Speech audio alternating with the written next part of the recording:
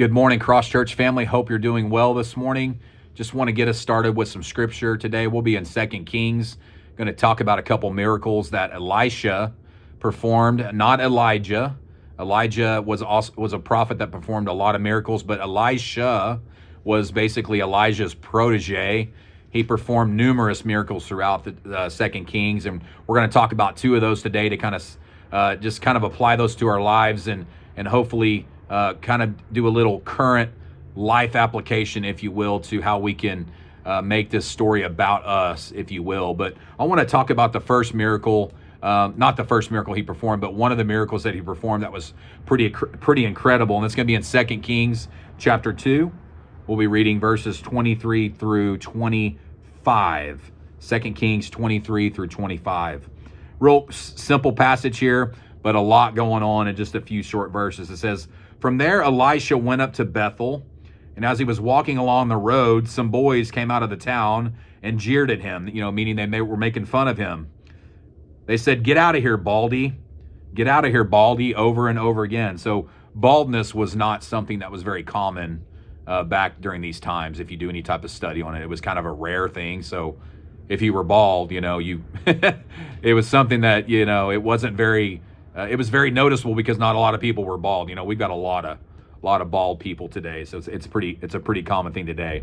So obviously he was not too happy about being called this. So verse 24 says, "He turned around, looked at them, and called down a curse on them in the name of the Lord. Then 2 bears came out of the woods and mauled 42 of the boys. And he went to Mount Carmel, and from there returned to Samaria." What a great story, right? You got enough power in the Lord that you can call on the name of the Lord, and a couple bears will come running out of the woods and basically take care of your enemies for you. I would assume these 42 guys, these boys, were killed. It says mauled, but I would assume killed. So that just kind of shows you the power that Elisha has, right? He's so in tune with the Lord.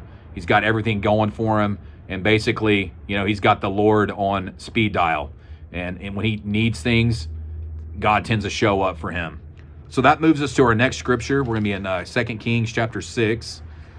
And this is a great miracle. A lot of times it's not talked about. It's a short passage of scripture. There's hundreds of miracles performed in the Old Testament. This is just a kind of a blip on the radar, if you will. So this is going to be 2 Kings chapter 6, verses 1 through 7. I'm going to start reading here in the first verse. It says, "The company of the prophets said to Elisha, 'Look, the place where we meet with you is too small for us. Let us go to the Jordan where each of us can get a pole, and let us build a place there for us to meet.' And then Elisha said, 'Well, then go.' Then one of them said, 'Won't you please come with your servants?' Then Elijah replied, 'I will,' and he went with them. They went down to the Jordan and began to cut down trees. As one of them was cutting down a tree, the iron of the axe head fell into the water. The man replied, 'Oh, no, my lord, it was borrowed.' The man of God asked, 'Where did it fall?' When he had showed him the place, Elijah cut a stick and threw it in there and made the iron float. 'Lift it out.' Then the man reached out his hand and took it." The end. That's the end of the story. There's not really much else said after that.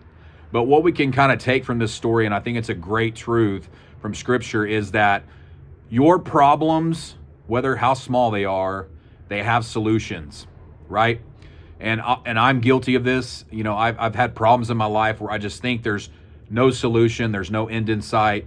I'm never going to be able to do this. This problem's never going to be solved. I could go on and on, but all problems have solutions, and sometimes those solutions might be hard, right? And oftentimes those solutions involve getting other people involved, other people on your side. And that's the great thing about what this prophet of Elisha did, right? He got Elisha involved. He heard of all the stories that Elisha had done before this.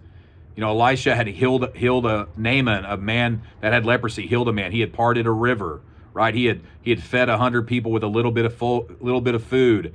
I mean, there's so many miracles that Elisha performed, and this man knew that, right? He looked around. I've got a problem. I'm looking around. I need some help. Oh, there's Elisha. I know this guy can help me.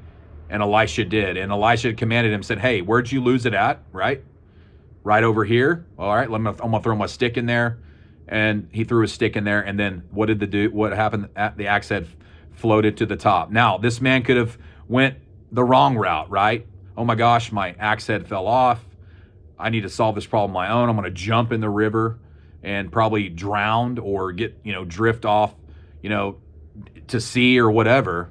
But he got Elisha involved, okay? And the Jordan is not just the Canadian River. It's not a real wide river. It's not a real deep river, but it's one of the fastest moving rivers of its size in the world. So you don't just jump in the Jordan River and expect just to kind of, come to the surface. You're probably going to drift away. So it's awesome that this man knew someone that could help him, right? And that's what we've got to do today, people. We've got to, if we have problems, ask for help. It's okay. And I'm guilty of that.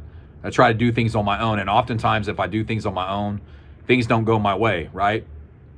And had this man jumped into the river, he would have just compounded his problems. Instead, he got somebody involved that could help him. And that, all is well that ends well, right? So the man was able to fix his axe head, put it back on the pole, and continue to build this new place where these prophets were going to stay. And he also was able to return what he borrowed, which is another thing he was concerned about. So I'm going to tell you this today, guys. I don't know what your problems are, right? We have problems every day. And some of them we can figure out on our own, right? And some of them we cannot.